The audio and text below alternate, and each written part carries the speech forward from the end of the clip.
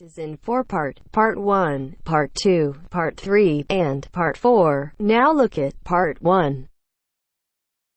Part 1.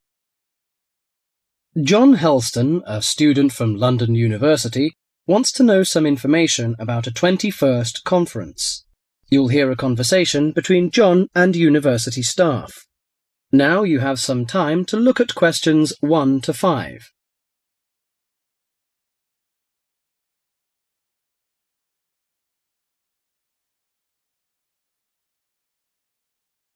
Listen carefully and answer questions 1 to 5.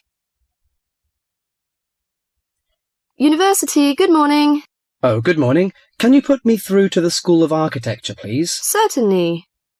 School of Architecture, Professor Dawson's office. Oh, good morning. I was wondering if you could give me some information about the forthcoming Architecture 21st Conference, dates, enrollment procedures, costs, that sort of thing. Certainly. When exactly is the conference? Well, the conference runs for 3 days, from the 18th to the 20th of October. 18th to 20th of October? Oh, good. I'll still be here then. And where exactly is it being held? Is it at the university, as in previous years? No, it's actually being held at the Pacific Hotel. We've rather outgrown the university conference facilities, so we've opted for this new venue. Right, Paradise Hotel. No, Pacific Hotel. Oh, right. And presumably we can get accommodation at the hotel? Yes, but you'll need to contact them direct to arrange that. I'll give you the number for hotel reservations. Have you got a pen ready? Yeah, go ahead. It's area code 07 and then 933 2233. Okay, and what's the registration fee? Individual fees are $300 for the 3 days or $120 a day if you only wanted to attend for 1 day. Are there any student concessions? Oh, sure. There's a 50% concession for students, and that's $150 for the 3 days or $60 a day. And am I too late to offer to give a talk? Oh, I'm pretty sure you've missed the deadline for that. Oh, really?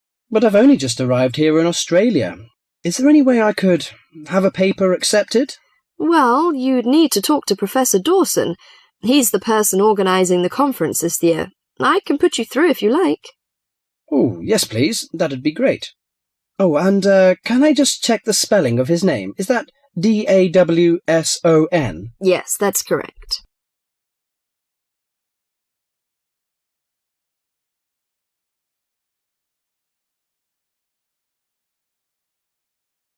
Before you hear the rest of the talk, you have some time to look at questions 5 to 10.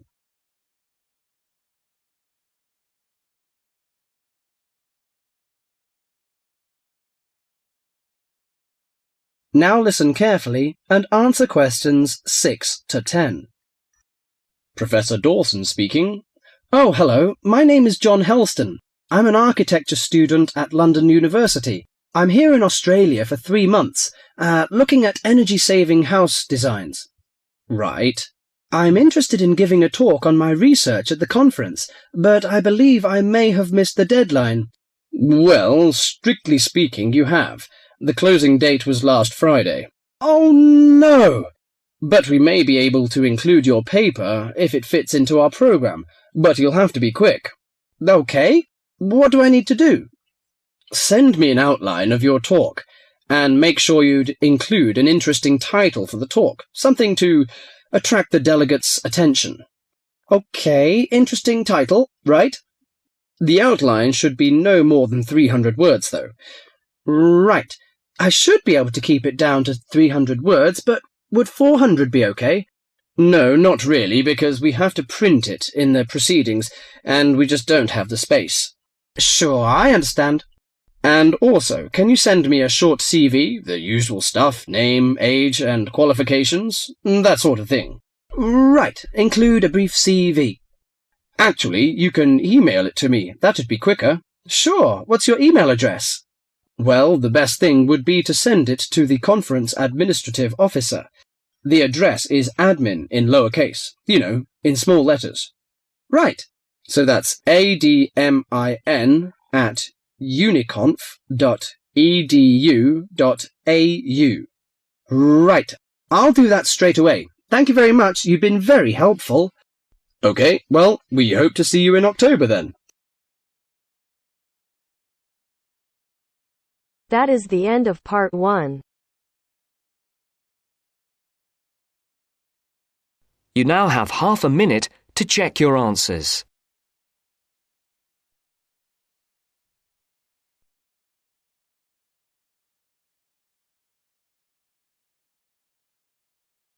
Now turns to part 2. Part 2. You will hear a lecture on bird migration. First, you have some time to look at questions 11 to 17.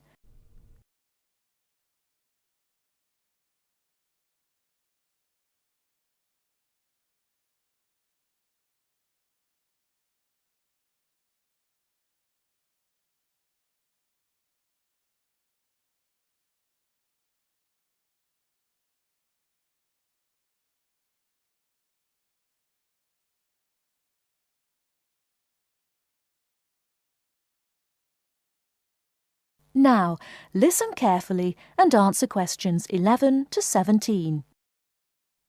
My lecture this evening will focus on the migration of birds. That is, how birds fly in big groups from different parts of the world at certain times of the year. In the first part of the lecture, I'll talk about the reasons why birds migrate, when they migrate, and which parts of the world they migrate from and to. To start with, why do birds migrate? Well, there are two main reasons. 1, they migrate to look for food, and 2, they travel to parts of the world that are more suitable for breeding. In fact, these reasons are closely linked. As you can imagine, when birds are breeding, they need extra food to feed their young. And in the spring, in the cooler climates of Europe, there is a lot of food for birds, especially insects. So generally, during the spring, birds fly up from the tropics, which are hot, to cooler climates in the north. They stay there for a few months to bring up their young. And then, when the weather in the north gets cold in the winter, they fly back to warmer climates in the south. Now I'd like to talk a bit about how global warming has affected bird migration. One of the effects of global warming has been to make the spring come earlier in the northern regions of the world. When spring comes early, the plants and insects that birds need to bring up their young are also available earlier. Research has shown that quite a lot of birds have started to migrate earlier because of higher temperatures. But unfortunately for some species, this hasn't been early enough. What I'm saying is that birds that are travelling a long way for breeding may arrive too late to find enough food to feed their young, and their population drops drastically. Scientists are currently researching more about this. Before you hear the rest of the talk, you have some time to look at questions 18 to 20.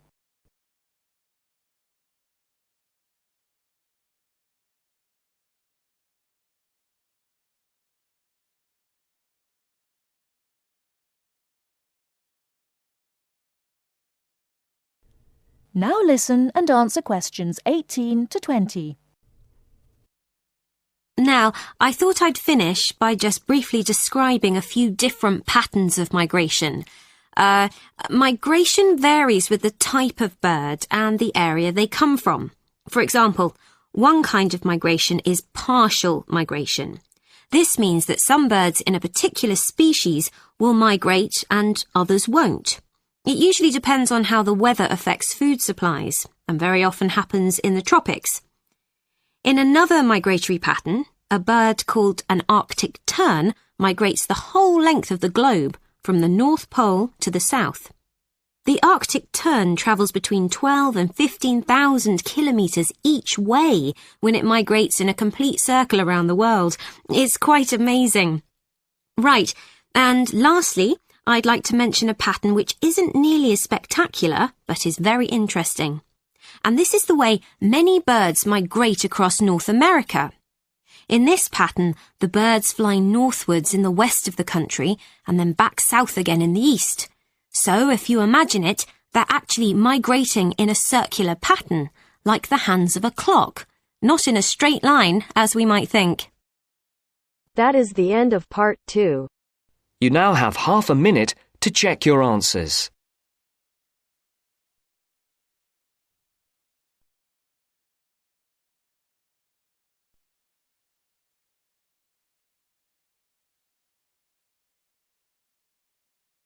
Now turns to part 3. Part 3. You will hear an interview with Dr. Simons. First, you have some time to look at questions 21 to 24.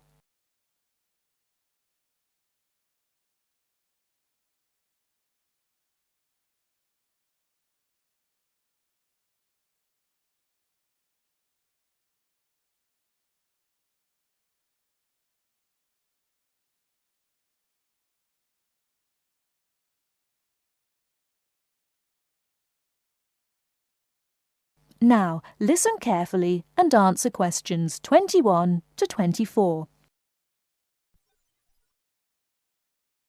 Well, as I said, there were 3 areas of interest, so perhaps we should take each in turn. Fine. Let's take the medical and physical evidence first. Well, first of all, life expectancy.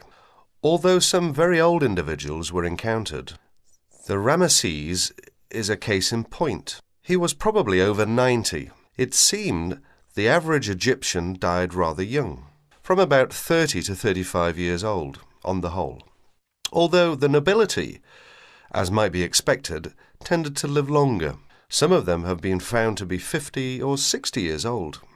Well, naturally, the older they got, the more medical problems were encountered. But some modern disorders have so far not been found. There is no evidence yet of any malignant tumours, for example, although the fact that most people studied were comparatively young could account for this. Another modern problem, dental decay, was also absent, probably due to the plain diet and absence of sugar. There was another problem with teeth caused by this diet. The stones on which their flour was ground caused a lot of grit to get into the bread, and this eroded the teeth, so much that many older people must have suffered greatly and could have been confined to a liquid diet. An abscess on the jaw caused by this kind of erosion may in fact have contributed to the death of Ramesses II. Analysis of the internal organs of several mummies has revealed that intestinal parasites were common, even among the upper classes. Evidence of a generally low standard of public hygiene and another widespread disorder was a form of anemia. Naturally, the ancient Egyptians didn't smoke, but lesions on the lung were widespread. These, however, are the sort that we associate today with workers in mines and quarries, and must be due, in the case of Egyptians, to living in sandy desert conditions. Actually, on the smoking issue, there was a temporary sensation when traces of what appeared to be tobacco were found in Ramesses' sarcophagus, but botanists later confirmed that it was not in fact tobacco itself, but a related plant which is native to Egypt. In the meantime, cynics were commenting that it probably had come from the cigarette of some careless Egyptologist or museum attendant of the past. Ha ha! And what about their physical appearance? Before you hear the rest of the talk, you have some time to look at questions 25 to 30.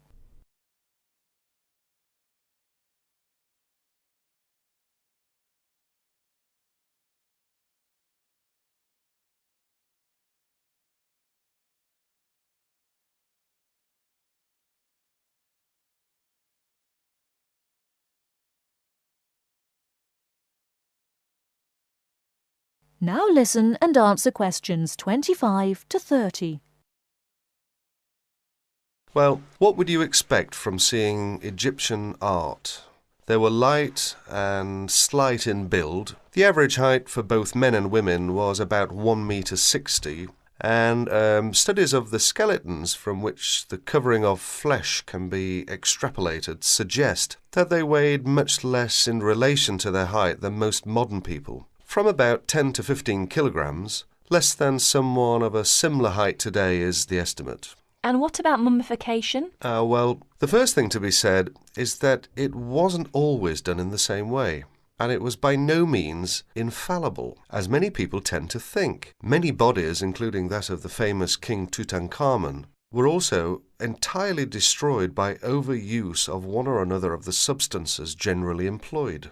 The basic procedure was much the same, however. Most of the internal organs, including the brain, were removed and preserved separately in a jar. The brain was got out through the nose using a sort of hook.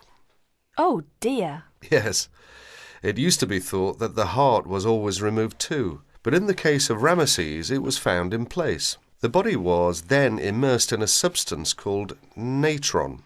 That's a form of sodium carbonate, which occurred naturally in Egypt, for 40 to 70 days. It was then washed, made up and wrapped in linen bandages and placed in its coffin or sarcophagus. Then it was soaked in oils, resins and perfumes to help preserve it further. You said the body was made up. Do you mean its face was painted? Yes. Ramesses was not only made up, they had to restructure his nose, which was damaged when they took out his brain. The investigators found that it had been stuffed with small animal bones and peppercorns of all things. His hair had been dyed too. You said that Ramesses had suffered other adventures after his death? Ah, well, yes. Poor chap. Well, for a start, he was found in a much later tomb than his real date.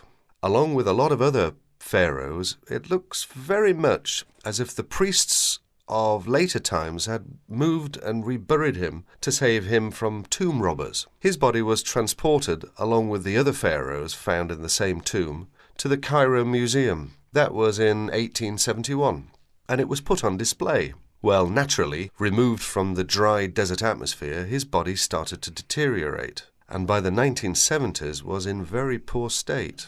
That was part of the reason why the Egyptian authorities gave their consent for its temporary removal to Paris for study, yet another upheaval. The French experts aimed not only to carry out an investigation, but were also able to apply the latest techniques of restoration and conservation, so that at the end of the study, Ramesses was specially treated and then rewrapped in new bandages. Well, they weren't exactly new, since they were of ancient Egyptian date, given a new sarcophagus and carefully transported back to Cairo, where he is now kept in a controlled environment, which should slow down the deterioration process. So, as I said at the beginning, not only was science served, but a proper respect was paid to the remains in the end. Exactly.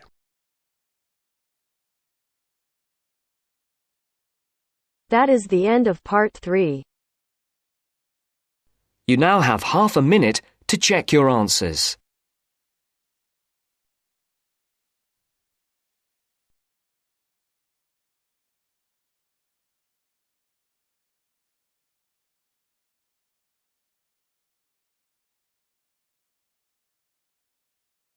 Now turns to part 4. Part 4. You will hear a talk given by Dr. Miranda James. First, you have some time to look at questions 31 to 35.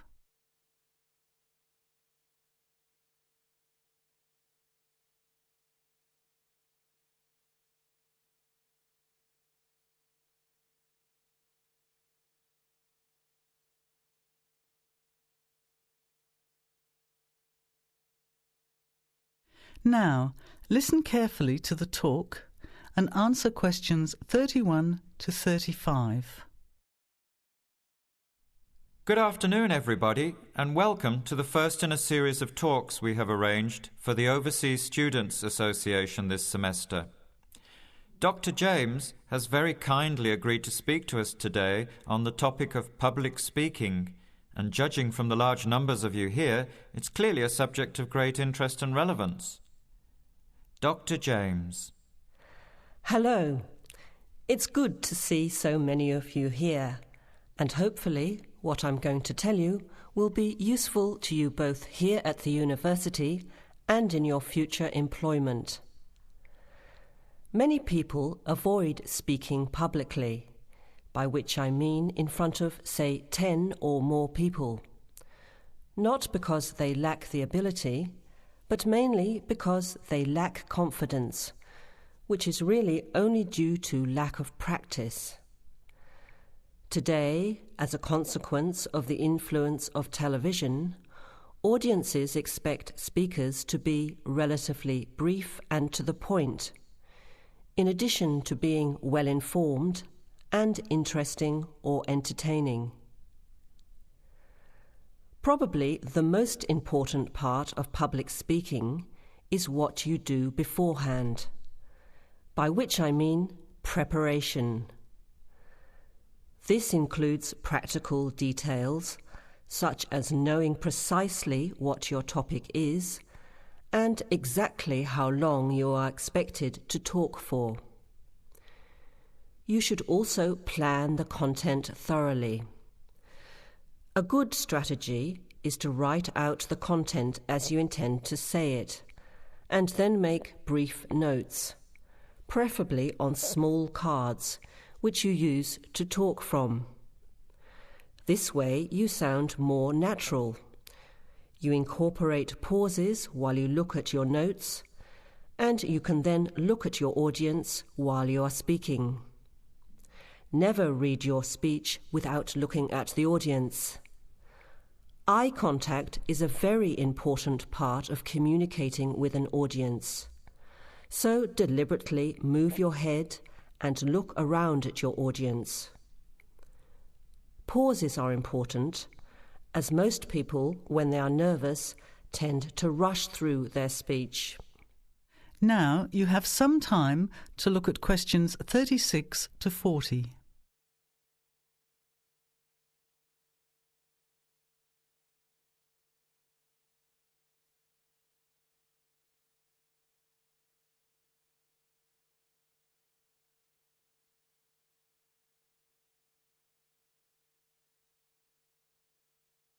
Now listen and answer questions 36 to 40. Practice speaking slowly. This gives you more time to pronounce your words correctly. It's always easier for your audience to listen to someone whose speaking is clear and calmly paced, so that they can understand the ideas being explained. And the bigger the group, the more slowly you should speak. Remember to project your voice, speaking clearly to the person furthest away from you. It's a good idea to rehearse and record yourself. Pay attention to your intonation when you listen to yourself. It's even harder if you're speaking in a second language, I would imagine. But there's nothing worse than listening to a flat, monotonous voice. So try to vary your tone and rhythm. This will add meaning to your words. Lastly, pay attention to both your posture and your gestures. A confident person stands or sits in a small group with their head up, chin out, and shoulders back. Try to avoid scratching or fiddling with your hair or beard, or pens, jewellery, and so on. These movements can distract and irritate your audience. Yet you may be unaware of them yourself. Another reason for rehearsing, preferably with feedback from a friend, or better still, on video. I hope these few tips will make your experience of speaking in public a little easier. Remember, practice makes perfect.